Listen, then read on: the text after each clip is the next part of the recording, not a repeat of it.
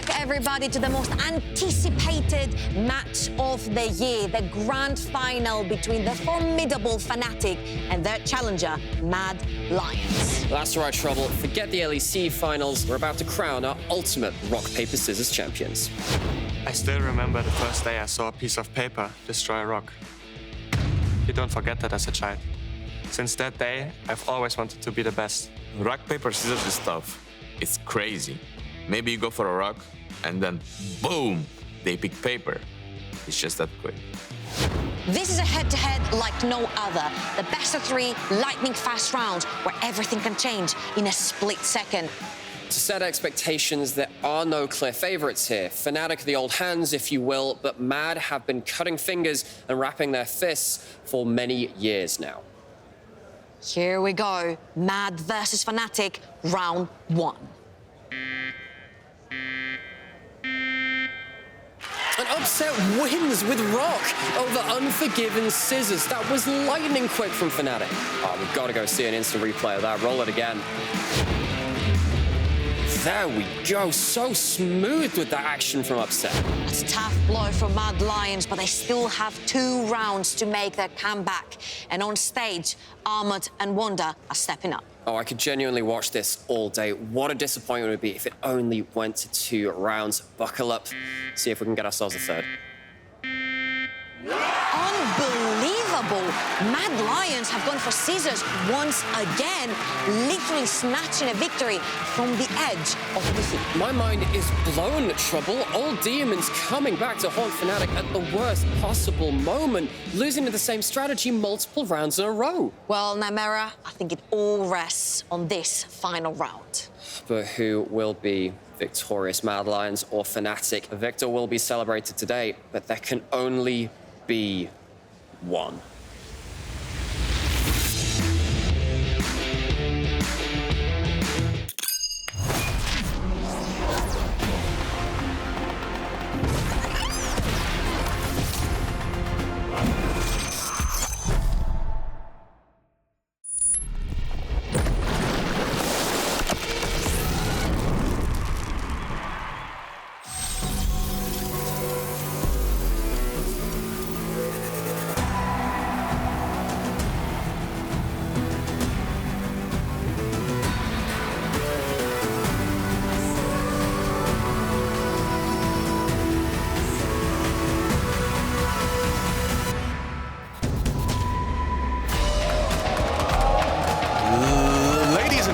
Welcome back to week 6 of the LEC summer season. Live from Berlin, Germany, the league is as close as ever, with multiple teams tied for the all-important playoff spots. Who can take an important step towards top 6? Tonight, we will find out. I'm Machine, I'm your host for this weekend, and I'm going to be trying to keep a grip on these two. I've got none other than Dracos and Kadril, a saucy pair, a very saucy pair. One more. It's 1-1. Last one? Yeah. Now, first things first, guys, I actually want to ask some serious esports journalism now. Serious time. Put your serious hats on. Yes. Kadril, is it true you don't like any sauce? Because you skipped the hollandaise. You skipped the hollandaise on an eggs benny, which is essentially just toast with some egg on it. Like, you just want egg on toast, you can ask for it. This is a very long-form discussion because I have a lot of opinions on this topic. Okay. And I don't think we have time to delve into it. Sorry, I said sauce, and I just thought about your hollandaise moment this morning. Yes, no hollandaise sauce on the eggs. Okay. Thank you. Well, anyway, that was the serious part out of the way. We can get on with the fun stuff. Team Heretics, currently competing in the Superliga in the Spanish ERL, will be acquiring a slot. We do wave goodbye to Misfits. Bit weird, though. It's happened in the middle of the season. A little bit of an alarm bell ringing for you, Dracos?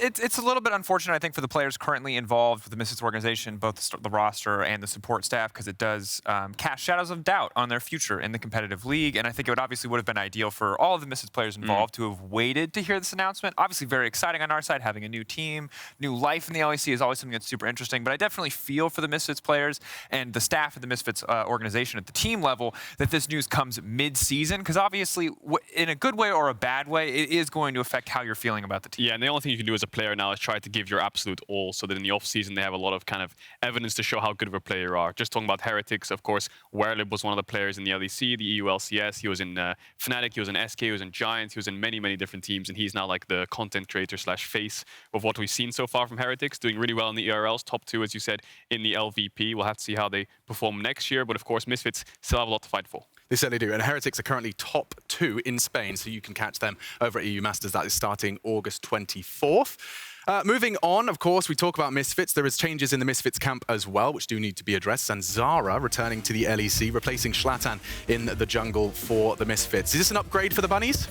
Hard to say if it's going to be an upgrade or a side grade. It's unclear exactly why they opted to go for this at the point in the season that they did, but we have to assume that it's to target some of their weaker points in the game. Cadrell, you've talked at length about the Misfits early game maybe needing to shape up a little bit, so possible that Zanzara could look to support in that area, but again, it's difficult to say without more context from the team. Yeah, context is really important, but what Zanzara will bring is we expect early games, right? Misfits Premier are not the best team in the LFL, doing all right. I'll say he's been playing a lot of Xin Zhao, Trundle, a little bit of Skarner, and we know Zanzara from Spring is like that early game kind of focused player, not so much of a resource-heavy player, so maybe if he plays very resourceless and tries to get VTO ahead, who's our Spring MVP, that could be Misfits' way back into this playoffs race, because it seems to them that they're struggling a bit. A lot of their wins, I think, were kind of steals sometimes when they're so far behind. They need a little bit more consistency. Can he bring it? Yeah, talking of consistency, consistently terrible, BDS changing support. We've brought Limit back to the starting roster. I don't know what you're laughing about. Come on now, mate. This is a serious broadcast. Fair, but usually people come in a little soft on their first day in the hosting position. I guess we warmed you up to it in the interview stage. You're not afraid to just let loose. I mean, you're right. BDS have had an abysmal season thus far, and at this point,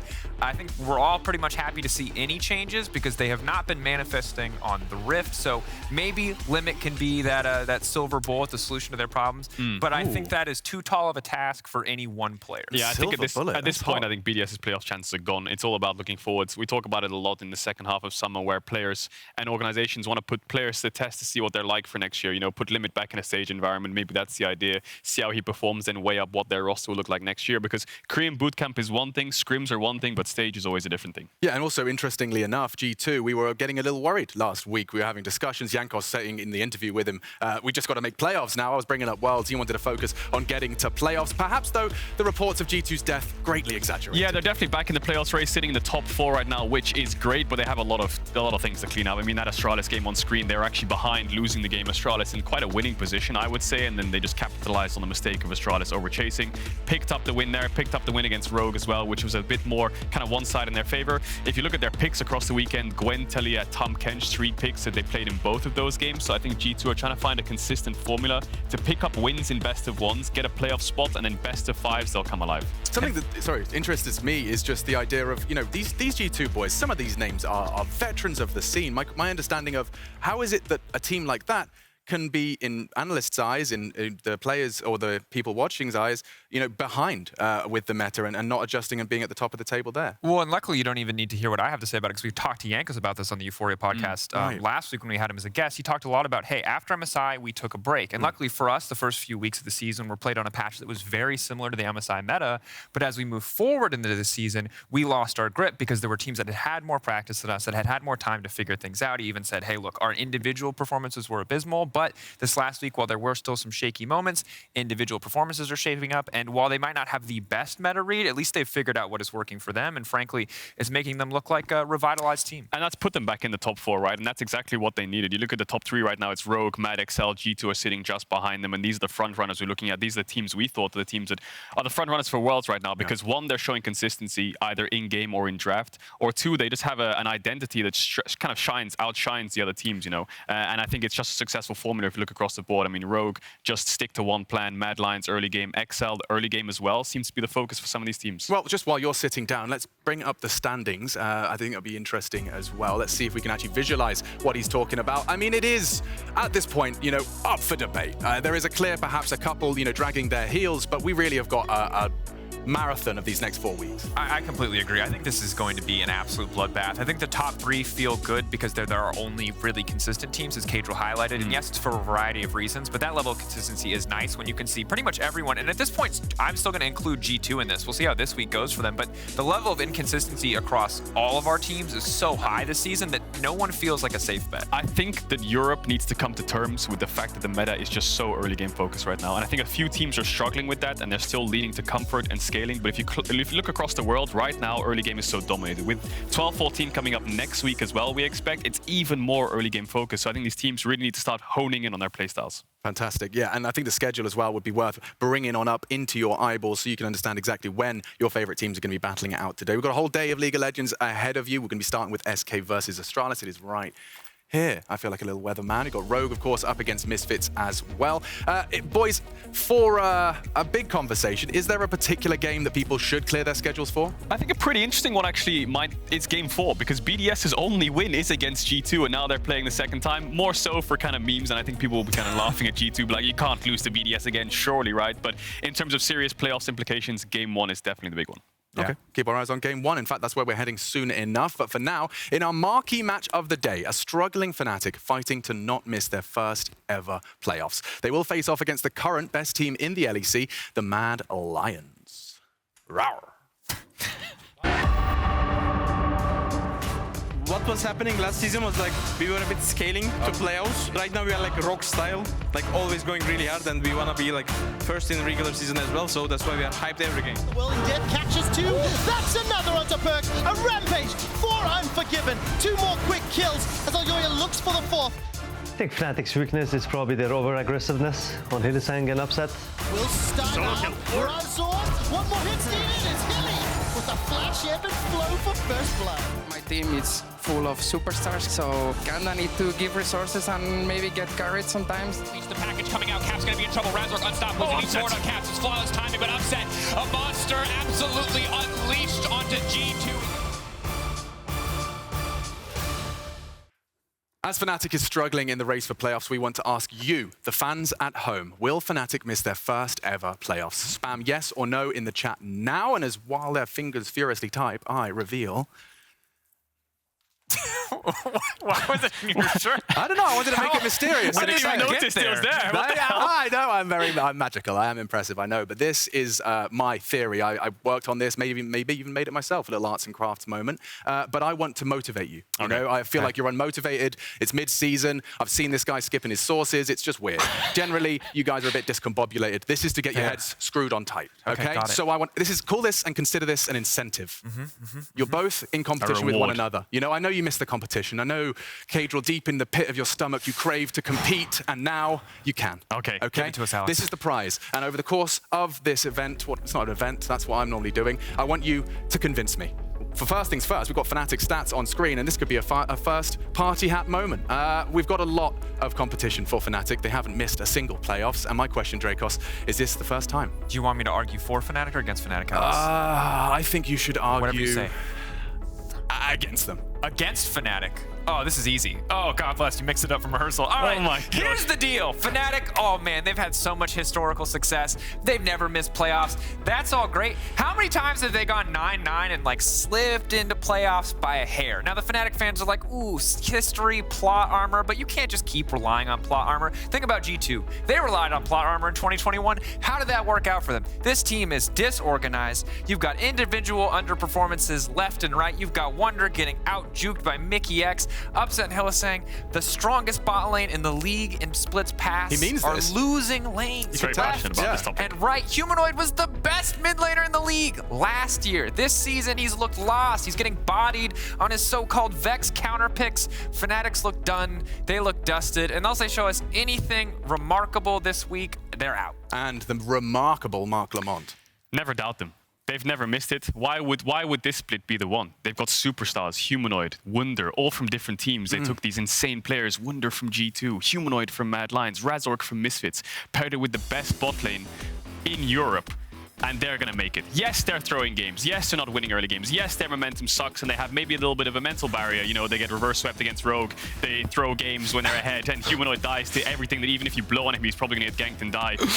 But superstars carry through, and with the weakness of teams around them like Astralis, they will find a formula and they will stick to it, get them to playoffs, maybe in 6th place, and in the best of 5s where they run away with it. Okay. I'm obviously not sure who's convinced me more, but it is my decision as to who won this one. The fact that I completely screwed you guys over. Oh, there's a bit of a battle, actually. A late resurgence in the lane minion or whatever it's called. Kadril was convincing, except for the part where 33% of his argument was talking bad about Well, the only thing I have for Fnatic is criticism and a lot of criticism, so I had to really suck it up and be Honestly, like, yeah, they're going to make it. Honestly, looking at Mark's face when I said that Dracos was arguing against, he just I have so many points as to why I they're know, not. I know. I threw everyone under the bus, and I'm here to cause chaos this week. I apologize, gentlemen. That's them. I'm the one talking. So in case Fnatic actually miss out on playoffs, which surprise teams can take the spot? I mean, this is a very low-hanging fruit, but I am intrigued. I know I need to award this prize. It's fine. You'll give us another opportunity for the party hat. I think the 3 teams that are highlighted on your screen are the teams that we are looking at right now. Astralis and Misfits Gaming currently 1 step ahead, but SK recently have been looking pretty solid, a lot due to their draft adaptations.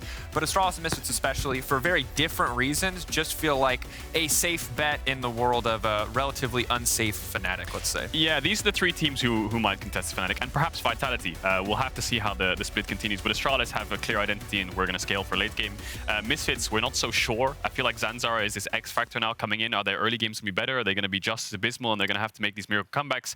And then if you look across the SK, they just have really good meta reads, which is kind of helping them a lot, but they're win behind. But if you look at the schedule, very similar schedules because they all have to play against each other still, but Misfits have that BDS in the last week, which could be the tiebreaker, could be the game breaker. You could call it quote-unquote a free win, a freebie perhaps. We will see, but still very tough schedules. And I think it's really important for SK because they play both of the teams that we are currently putting them in contention with in Astralis and Misfits this week. So if SK have a 2-0 week, I think the discussion will change very quickly on their status in the run for playoffs, but we still need to see that level of performance come out from them. So there is some very clear candidates in terms of looking to chase a nip at the heels of Fnatic if they do slip up and continue to fall a little flat. At the beginning of the season, our pros participated in another pop quiz edition, this time guessing blurry or zoomed in champion splash arts.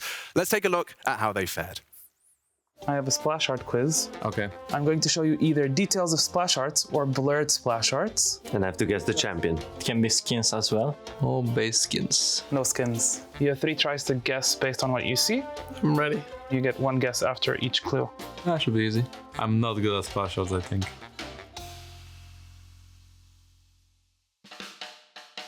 Are you kidding me? This is detail of a splash art. Oh, it's a part of the thing. Wow. Looks like some tanky champ. Rel? Zaya? I'll show you another part of the splash art. Katarina? Oriana. Yasuo. Samira. Jinx? What? But this looks like Demacia. Fiora. Galio. Garen. Galio? No, Leona. no more clues. Okay, then let's try, I guess. Why it was such weird splash art? What? Oh, Atox. What? Soraka. Oh, Seraphine. Seraphine? Seraphine. Seraphine? Seraphine? This is Seraphine. Seraphine? Oh my god, it's Seraphine. What? Wow, that's really tricky, by the way. Yeah, I see a lot. I see a lot. No, yeah, but like you're kidding me, no? Like, what is this? This is a joke, no? Like, what is this? You should just tell me the colors, they're like red and blue, and then it'd be better. Nunu? Right side. Scala. Right. Ezreal. I'm gonna unblur it a bit. But like, what is this? Some red and some blue, so Silas. Annie. Fizz. Bit rise-ish. Jace had like something like this. I think Heimer has some weird stuff like this. I'm gonna say Jace. Heimerdinger. Is it Heimer? Heimerdinger. Heimerdinger. Heimerdinger. It's Heimer? Show me. Oh my god. How do you get this even? Like, bro. What is that? Let's say Rel. GP. Aatrox. Wait, I think I know this one. Isn't this Graves? That head doesn't look familiar. Set. Silas. Okay, I'll say Nidalee, I don't know why. Wait. Gragas. Gragas. Is it like Gragas? Gragas? Really? Oh shit. Oh, Gragas. That's my boy. The more clues, the less points. The less clues, the more points. Because then you showed me 3 of them, I was like, hey, I didn't need that. Gnar. Jax. Pantheon. Varus? Poppy. No clue. But just as a picture. I don't see any difference. Senna. Warwick? Rise? Rek'Sai. Vi? Rek'Sai. But what is this? Trundle. Oh my god, Tristana. Tristana? Oh, Tristana. Tristana? Tristana? How is it not Rek'Sai? I promise no one will figure this one out. It's like impossible. Now, I did some of my own photoshopping and I've created a challenge for you. You actually haven't seen these before. This is not some sort of scripted meme. This is legitimate game time. I have a party hat up for debate, and if we could please put up our first blurred image. Let's have a look. Ready? What the hell is that? That's distorted. Wait, can we get some blurred. context? Is this like... No, I did the smoothie tool. Okay, can I guess? Yeah. I said kale. Okay, well, I'll do the sound effects. It's only base skins? Yes? No? Yes? Base skins. Oh my god. You get so 3 much gold in guesses. that It's the skin. same point system the players will use it. So go on. I'm gonna say Leona. I think it's wrong. No. Do we have sound effects? Maybe I can make sound Can we unblur it a bit effects. more? Can we unblur it a bit more? Yeah, have sure. I'll anything- just do this. Hang on. There you go. What do you think? Oh, that's actually, you've got a it's face. Talia. Oh, you geek. 2 points to Gryffindor. Congratulations, Okay. Dracos. What the hell?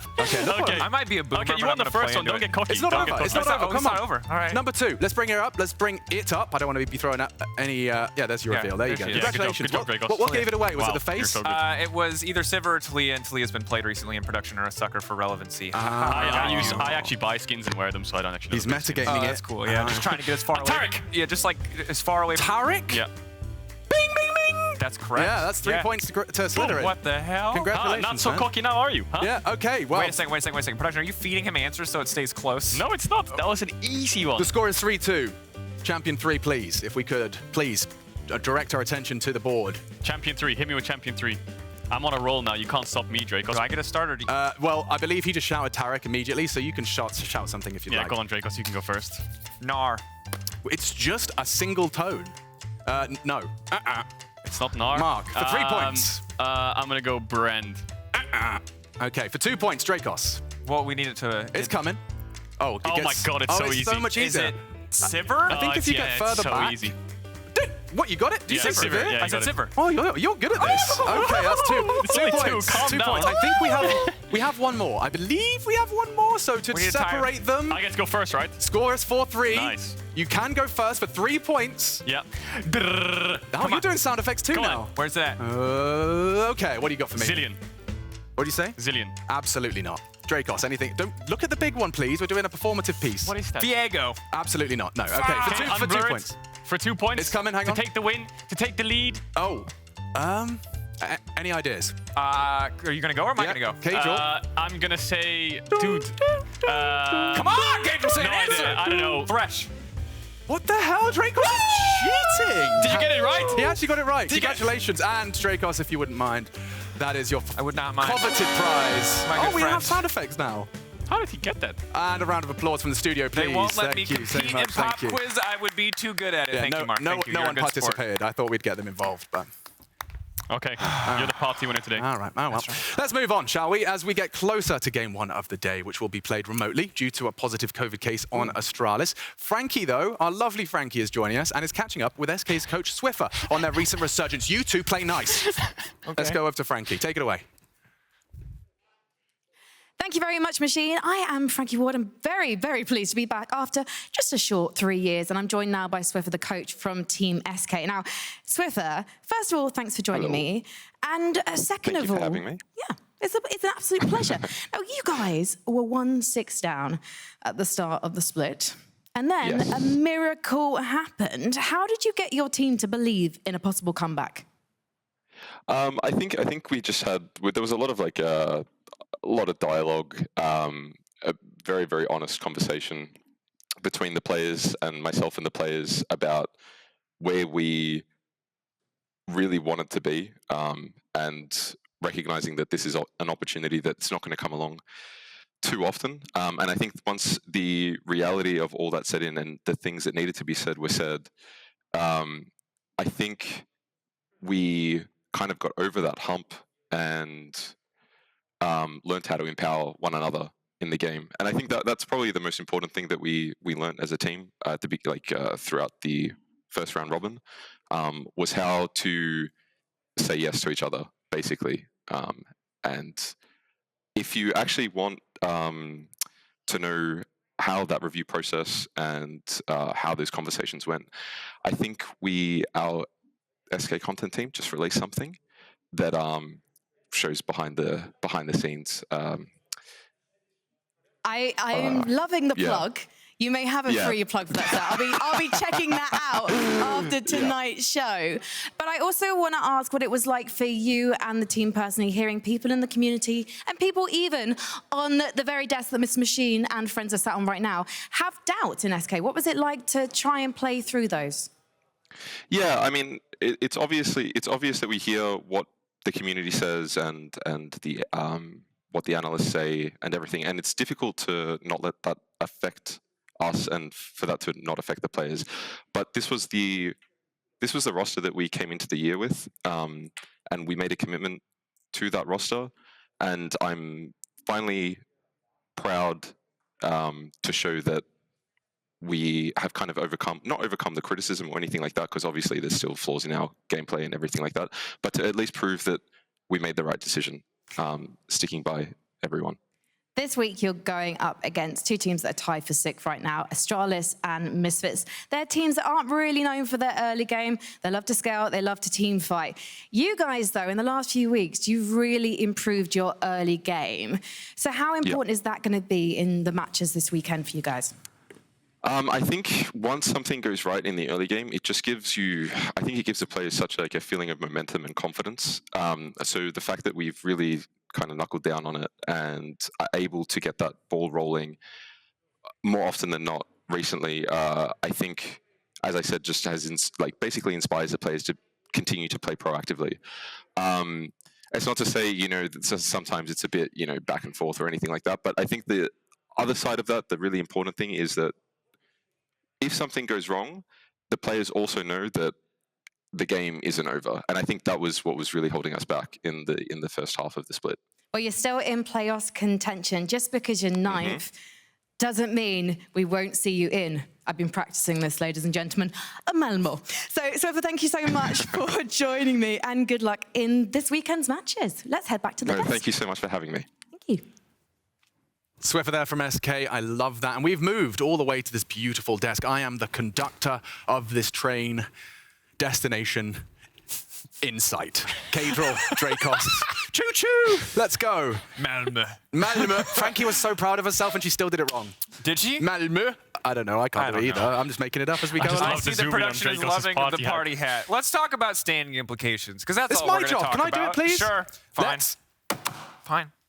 Let's talk about standing implications. A huge game for both teams, wouldn't you say, fellas? Yeah, definitely. I mean, look at the screen. You've got a three-way tie here for 6th, which is just so important that SK needs to get stuck into. I mean, Astralis, Fanatic, Misfits, SK. When you're looking at the top 5 right now, you have to say one of these teams is fighting for it, unless, Vitality or G2 slip up. And SK need to get their horse in the race. They're 1 win behind. If they beat Astralis, that also gives them the head-to-head as well, which helps out a lot.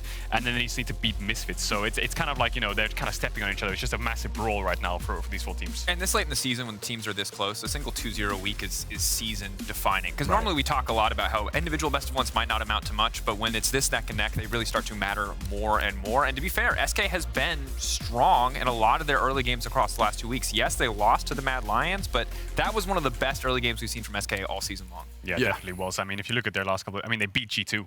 They beat XL, and they had a really good early game against Mad Lions, right? I feel like SK is bringing a lot of, we've talked about this before, but a lot of innovation to the league in terms of being the first ones to pick up the Silas and the Poppy, and then also bringing a little bit of aggression, which we haven't really seen from these lower tier teams. I mean, look at Gilius right now. He just did his blue buff and went to invade the enemy red and just take it away from a Trundle, which you lose level 1 to, right? Yes, Elyoya was invading his top side, but the fact that the Trundle can collapse on you bot side when you have not got a guaranteed bot push is incredibly risky, so it turned into this 4v4 massacre that starts straight away.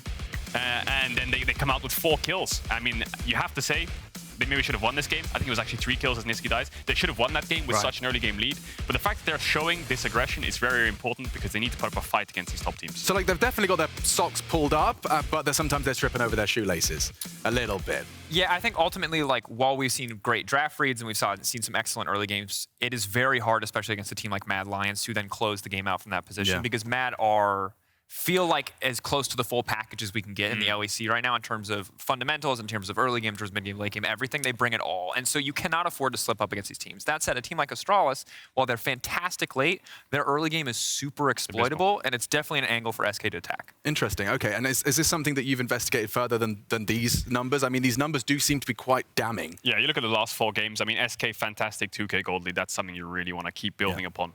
Astralis really falling short in their gold leads early, and I think that it does them dirty a bit to say that they're down 2.5K gold lead. While as it is true, they are drafting to fall behind. You know, when you're playing like these tank tops and Chachi's first rotating Ornn or first picking Ornn, you're never really going to win top lane, right? He's basically losing matchups and just trying to roam and just kind of be down in CS play for team fights, and it kind of checks out around the rest of the roles. So they inevitably go into this early to mid game behind, but then their comp kind of weighs out the gold deficit. And I think the big thing about the league right now is that we do not have a team fighting team that is so unbelievably outstanding that they can beat a team fighting composition in an even gold state. Like if you have an Ornn and a Wukong, as Astralis will often draft for, they're just as good as anyone else, but with better pieces in those team fights to make things work. And that's something that just has to be respected, and is probably why we will see those champions limited or taken away. Yeah, Mark, this is really intimidating. I don't really know what I'm looking at here. Could you help me appreciate it? This is Astralis in wins. You can see SK, BDS, Misfits. They're the games that they've won. And against Excel, they picked up the win when they're almost, I think, 10,000 gold behind. Astralis' game plan to me feels like they're drafting in a way where they're saying, okay, we accept that we can't win early games. Maybe they've through scrims, they've said to themselves, okay, early games are abysmal. We pick these early game champs. We fall behind. The game's over because we have no way of coming back. And their band-aid fix for that is we will draft late game team fights and tell the enemy team, you have to close out this game. You have to get a gold lead. You have to play for these objectives, set them up properly, not make a mistake. And if you can do that, you'll win the game. But if you don't, I'll take it off you. And that's basically their game plan from my perspective. And as much as I hate it, it is a formula, and it seems to be, quote-unquote, working. I was talking about this a bit earlier, how I think Europe just needs to embrace it. It's an early game meta, but they've already accepted, I feel like, that maybe they don't have the powerhouse lanes to actually facilitate that. And hello, casters. Yeah, well, that is a little sneak peek. And it's also production saying, Mark, could you just shut up? We said one quick point, and he's still monologuing. I need a party hat. He can't. This is why you've got it on your shirt? You have to... You have to earn them, and we have to get these guys off camera right now. It is time to send it over to our casters. The first 2 games of the day, it's Quick Shot, and it is the buff, the handsome, it's Broxa.